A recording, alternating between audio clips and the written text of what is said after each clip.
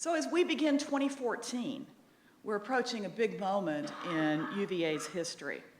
We're just 3.5 years away from the start of our bicentennial celebration, which will span from October 2017, which is the bicentennial of the laying of the first cornerstone at Pavilion 7, the Colonnade Club, through 2026, which is the bicentennial of the end of the academic year when the university opened for classes. As we celebrate these milestones, UVA is going to pass a historic marker by entering into its third century of existence. During the first 2 centuries, UVA evolved from a pretty small, regional, and homogeneous institution to one of this country's best universities.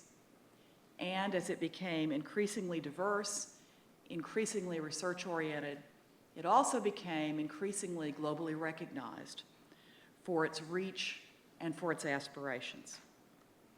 So it's a good time for us to ask what UVA will be like in its third century.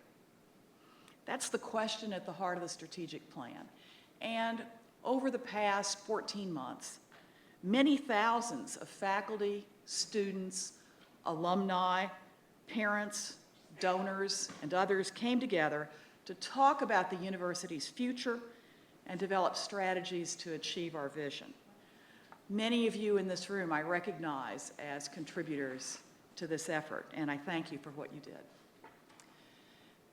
The Cornerstone Plan has 5 strategic drivers or pillars to express overarching priorities.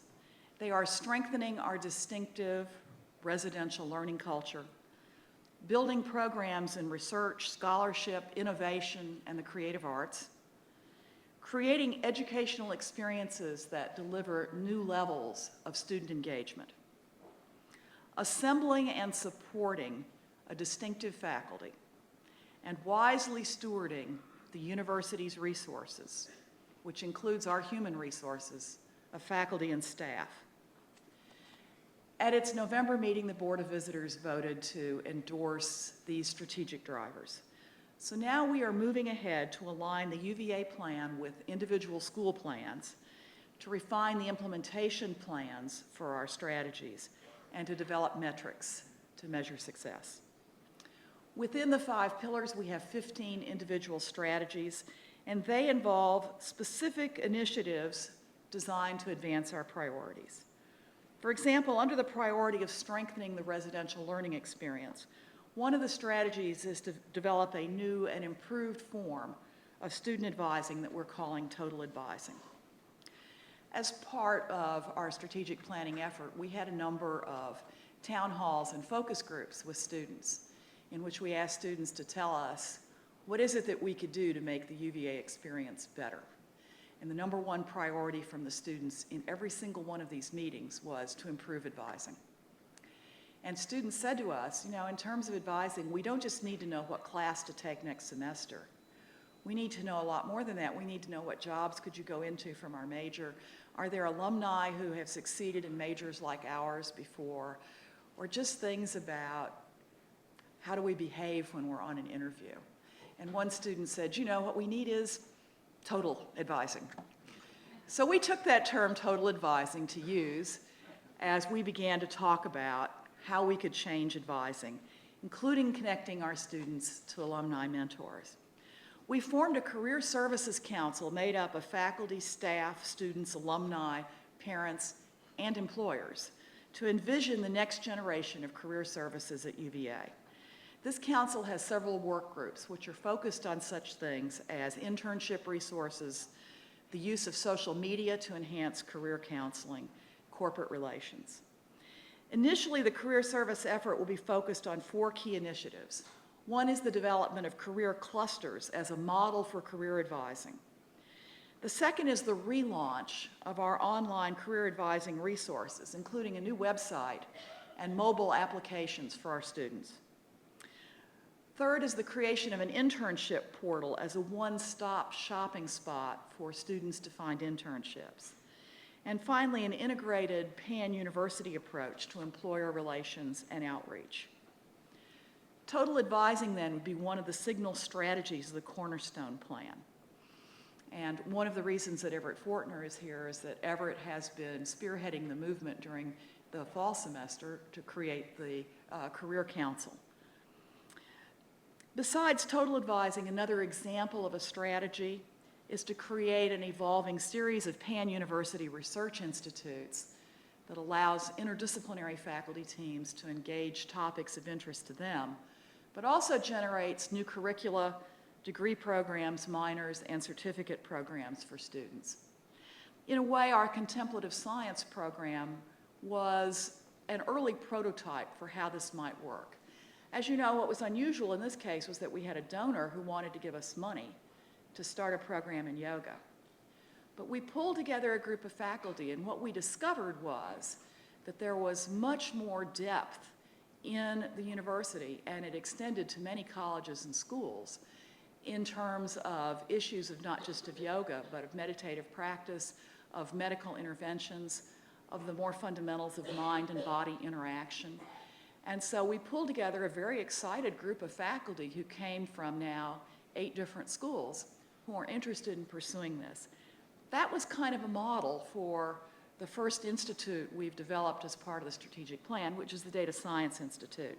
And that's already begun to take form.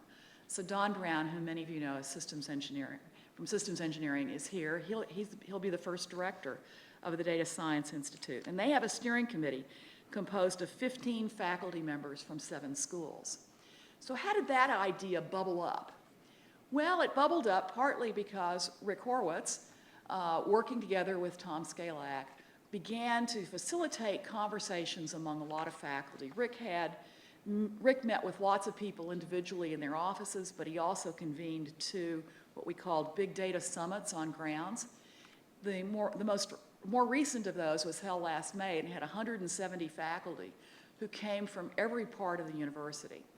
It was clear that the issues around the variety, volume, and velocity of data was something that engaged lots of people in lots of disciplines.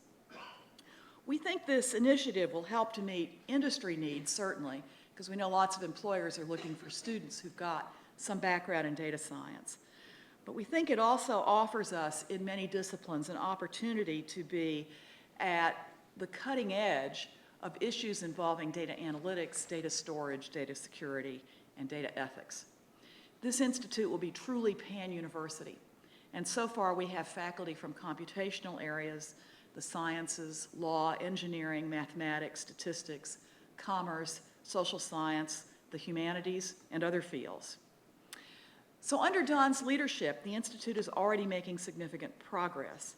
In December, the Faculty Senate approved the new Master of Science in Data Science degree program. And that program now requires further administrative review, including eventual approval by SCHEV.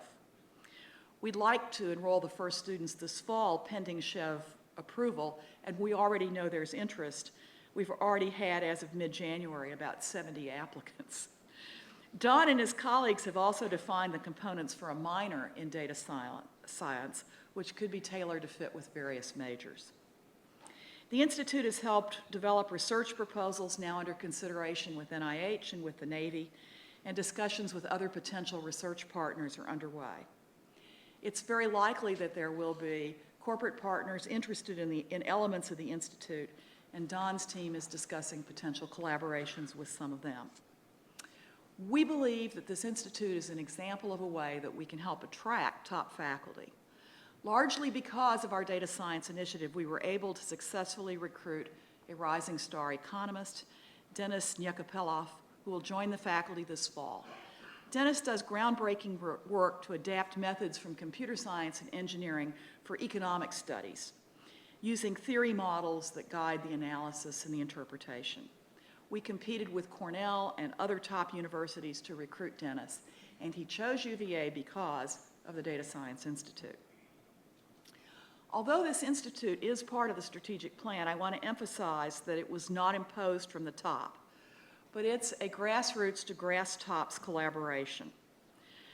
Rick collaborated with people from across the grounds, and that will be our strategy in the future, to collaborate in an inclusive way to find the best ideas bubbling up as we seek to create additional institutes.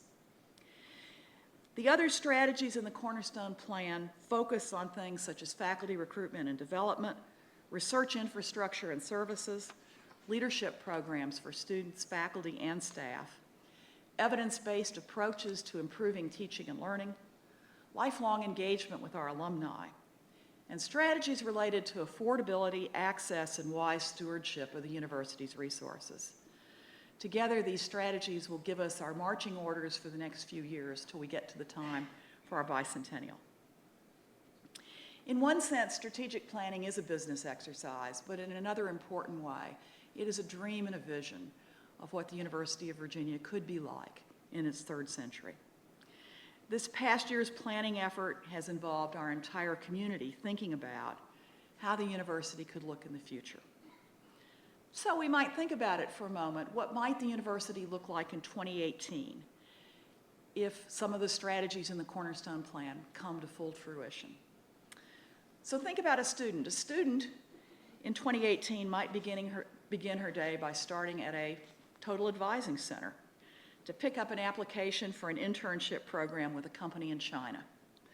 Later on, she might meet with her faculty advisor to discuss a research project on genomics that she's conducting through a newly established research institute in that area.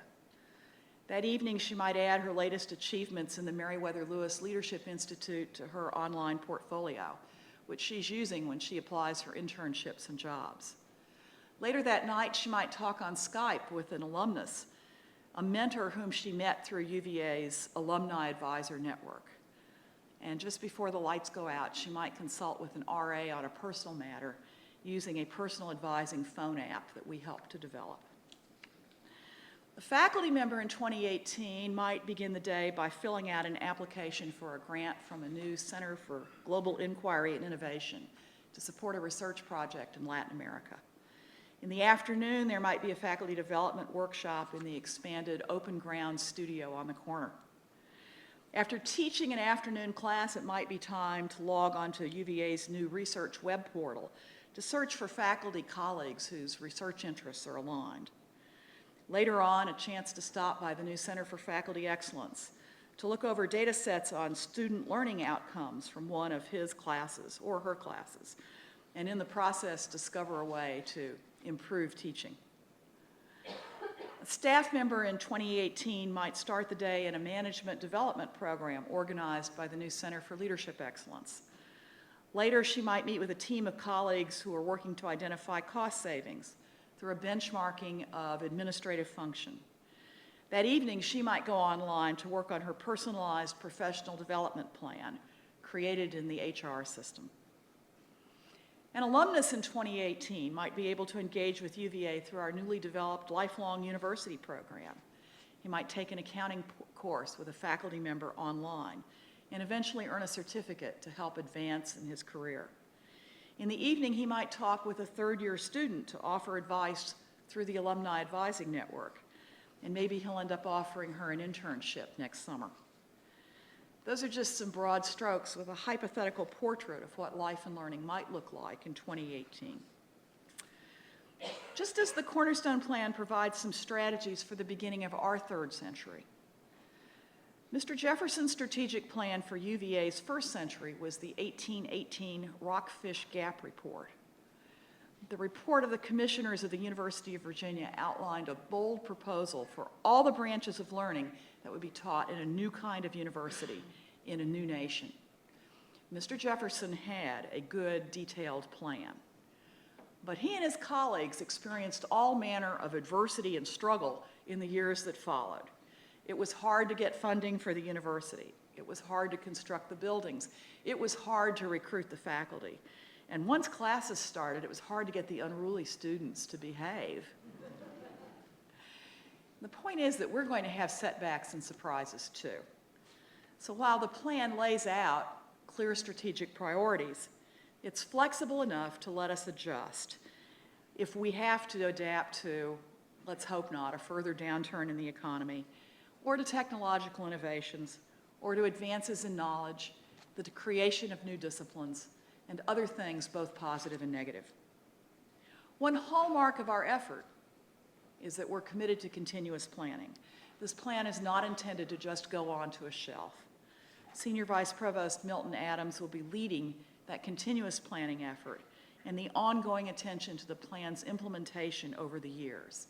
That'll help us keep it on track and measure its success. Also, it will be important for Milton to continue to integrate the institution-wide strategic plan with the plans that are being laid in units within colleges and schools. When you look at the pillars of the Cornerstone Plan, strengthening the faculty, supporting research, scholarship, supporting creative arts and innovation, enriching our residential culture, enhancing student learning, and so on. These aren't novelties or fad items. They weren't designed to be feature stories in the Chronicle of Higher Education. It is a plan to go from strength to strength. It's a plan to make us better at things we're already doing, and in some cases, things we do very well, and to help us do new things to further distinguish UVA. It provides a framework or an infrastructure for continued excellence. Faculty is a primary focus of the plan. Through our priorities, we've affirmed our commitment to improve faculty salaries and to hire faculty from diverse backgrounds as we work to continue a faculty of great distinction, more evenly distributed by rank, gender, ethnicity, and age. We want to retain current faculty by investing in their professional development, and we want to recruit outstanding new faculty by developing best practices in recruitment. Our strategies encourage collaboration across disciplines, but they also support individual faculty scholarship, including work in library collections and in information technology. The plan supports the full realm of research and scholarship, ranging from science laboratories to the arts to digital laboratories. When we talk about a collegiate research university, we remember that research is our middle name. Faculty members learn by doing research. And if we want to provide the best possible experience for our students, that means our faculty have to continue to be learners too. That's why devoting resources to research is an important part of what we do in this plan. An underlying theme of the plan is leadership. Our priorities emphasize the development of leadership among students, faculty, and staff. That means individual leadership by faculty and staff in pedagogy, research, clinical care, and their positions within their respective disciplines, but it also means institutional leadership by UVA in higher education. Our relatively small size, our tight-knit residential culture, our emphasis on faculty-student interaction, and our values of honor, diversity, service, self-governance, they make this university a natural incubator for leadership. One way that I hope that the institution will be able to show some national leadership within the next 10 days is a national conference on sexual assault in universities, which has been organized by Vice President Pat Lampkin and some of her associates.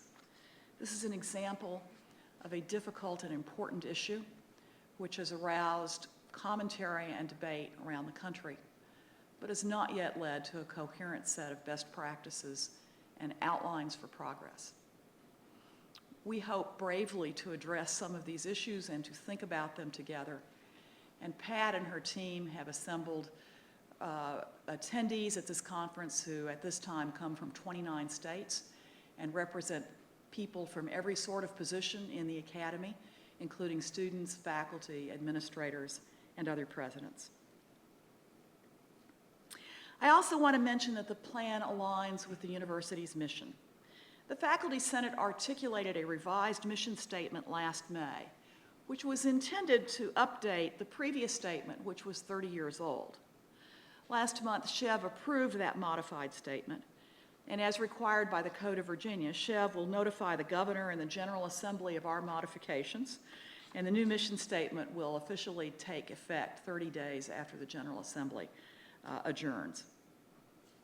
This modified statement clearly reaffirms that we are committed to student learning, discovery, research, and innovation, and our intent is to benefit Virginia, the nation, and the world. The changes to the mission statement have not changed the mission, but what they have done is to restate the mission in 21st century terms. The Cornerstone Plan is doing the same thing. We're not recreating UVA from scratch. We're building on 200 years of achievement to set a 3rd century agenda. To be successful, any strategic plan will require investment. State funding is part of that investment equation. We have submitted several budget amendments to the General Assembly that align with the Cornerstone Plan, and I'm going to highlight a few of them. We have adopted a plan to continue to enlarge undergraduate enrollment through academic year 2018-19.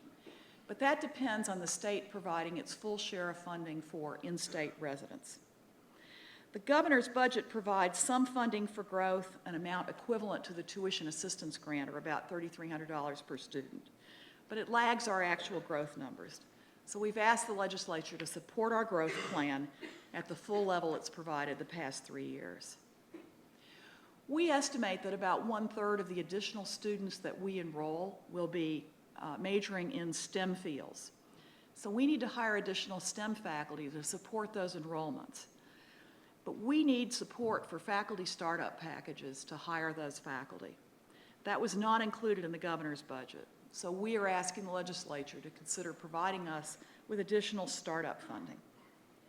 We have a budget proposal for an additional $4 million for the UVA Economic Development Accelerator. The state investment will match private contributions to the accelerator to further develop this public-private partnership to streamline and accelerate technology-based business development based on the research carried out at UVA. The governor included $1 million for cancer research.